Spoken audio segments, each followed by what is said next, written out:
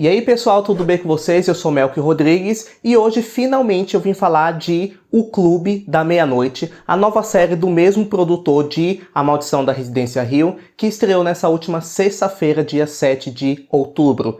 Antes de continuar, vou pedir para você deixar seu like e se inscrever no canal se você ainda não for inscrito. Então galera, finalmente eu pude trazer este vídeo falando sobre essa série que eu estava super aguardando, porque quem me conhece sabe que eu sou fã declarado do Mike Flanagan. Para mim, ele é um homem assim que mostra o terror de uma forma muito diferente e que foge muito do estereótipo do terror convencional que a gente conhece.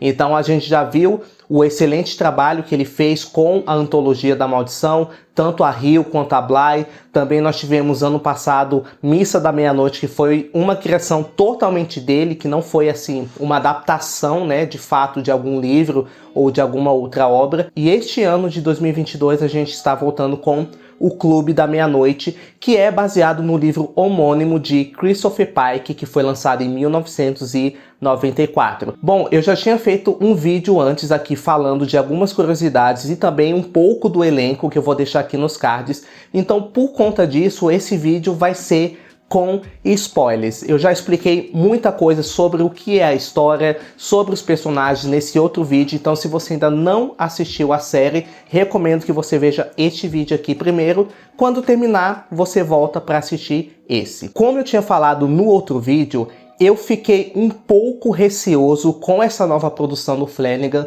mesmo sabendo que ele é uma pessoa que pode surpreender, né? Ele é um diretor que te surpreende de algumas formas, mas também eu sinto que nessa produção ele quis usar um tipo diferente de terror que talvez não vai agradar tanto aquelas pessoas que esperam algo do nível das séries anteriores. É a primeira vez assim que eu vejo uma obra de terror, né, uma série de terror com adolescentes que não fica abusando daqueles estereótipos de sexo, droga e rock and roll. Aqui nós temos 8 personagens, né, 8 adolescentes ali principais que estão vivenciando as suas experiências de vida e morte, porque todos eles estão ali, digamos, de fato condenados à morte e estão tentando ali viver o restante da vida deles, que o resta ali na Bridgecliff. Eu gostei muito assim de como os episódios foram introduzindo pra gente os personagens. A gente vê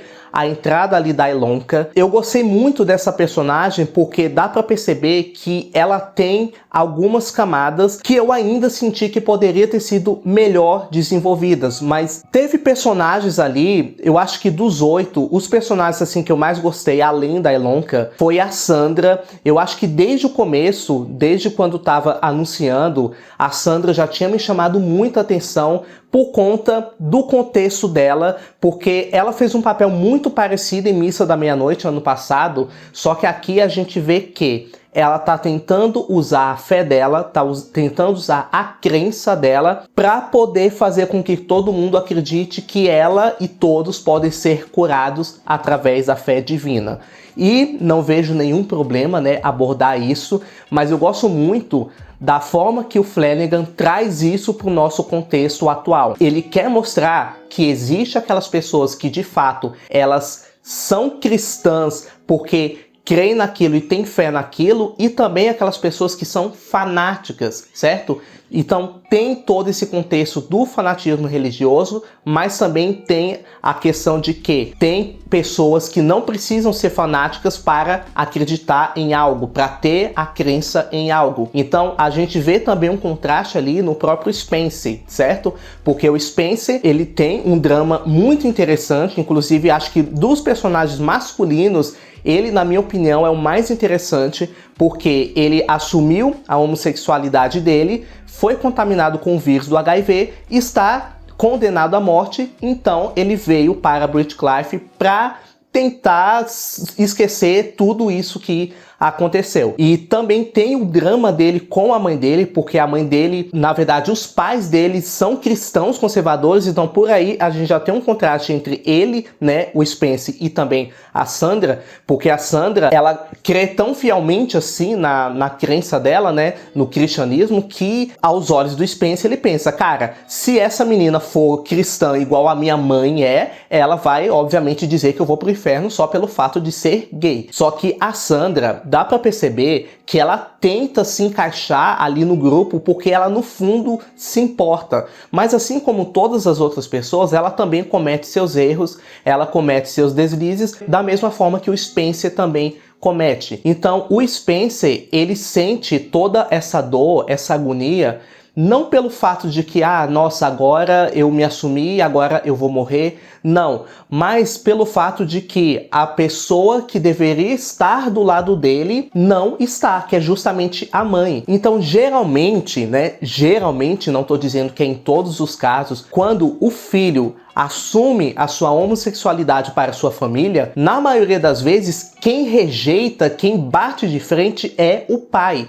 E aqui a gente vê uma outra visão. O pai foi justamente aquele que apoiou o filho, que não deixou. E a mãe foi quem rejeitou. E é muito difícil a gente como filho, não ter um apoio da mãe. Entendeu? É muito difícil. Imagina a dor que ele deve sentir pelo fato de ser desprezado pela própria mãe. Então, eu acredito que nessa questão também o Mark, que é o enfermeiro, que inclusive foi um personagem que eu gostei tanto assim do Mark, que eu queria ter visto mais dele, porque o Mark, ele também é gay, certo? E ele ajuda muito ali, não apenas o Spencer, mas todos os outros meninos ali, toda a galera ali. Eu senti que tinha que ter mais dele, tanto que toda vez que o Mark aparecia, tipo assim, eu ficava feliz, porque era um personagem que me provocava empatia, né? Eu sentia uma empatia de imediato quando eu via ele em cena, e também pelo fato que eu acho que ele agrega muito ali para aqueles jovens. Então,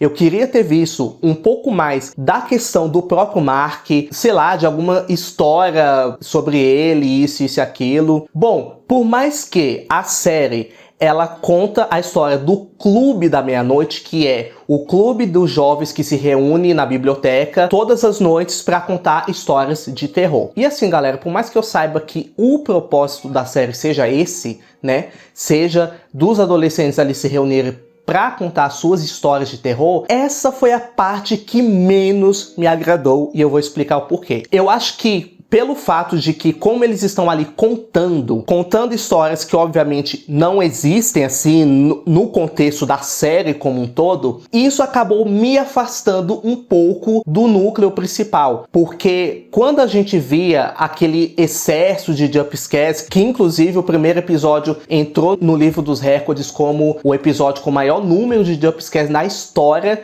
então foram ao todo 21 cenas de sustos apenas no primeiro episódio, por conta desse excesso de jumpscares que faz parte da história que eles estão contando. Quando eles estavam fora das histórias, eu já não sentia mais aquela tensão, aquela sensação de perigo. Eu tava vendo que o que eles estavam contando, beleza, eles estão contando aqui as histórias, eu sei que não é real. Meio que isso tirou o peso, na minha opinião, tirou o impacto da série como um todo, do que tá acontecendo ao redor da série. Teve sim algumas histórias que eu gostei muito da história da Sandra, eu gostei muito da história da Natsuki, de outros personagens ali também, que eu acho que essas histórias, elas de uma certa forma dizem muito sobre a personalidade de cada um desses personagens. Não dizendo que, nossa, por exemplo, o Kevin, não dizendo que o Kevin vai ser um psicopata, inclusive a história dele, a história do Dust, foi a história que eu menos gostei, que terminou assim, começou sem pé nem cabeça e terminou mais sem pé e nem cabeça ainda. Mas ainda assim, são histórias que, beleza, a gente tenta conhecer um pouco dos personagens através das histórias deles,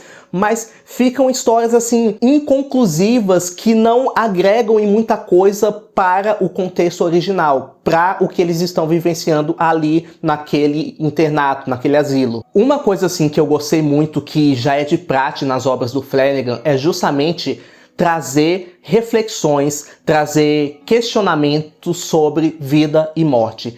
Isso é uma coisa assim que eu amo assim de paixão.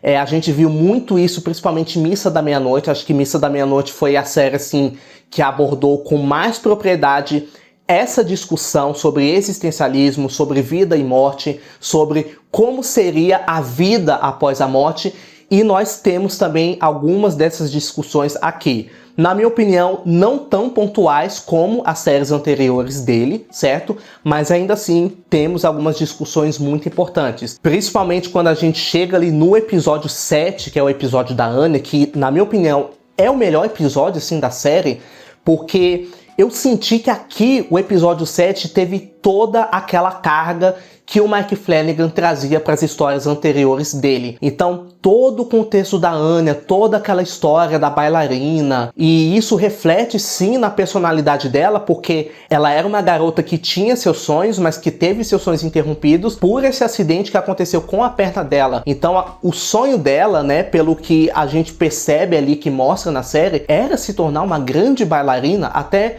mesmo o contexto da história que ela conta ali pros amigos e também o contexto dela. Quando chegou nesse episódio 7, eu falei, cara, é isso. Este é o Mike Flanagan que a gente conhece. E também a gente teve a questão da Natsuki também, que inclusive eu achei a história dela cheia de discussões assim muito pontuais que eu gostei muito, que depois eu vou reassistir esses episódios para poder até comentar com mais calma.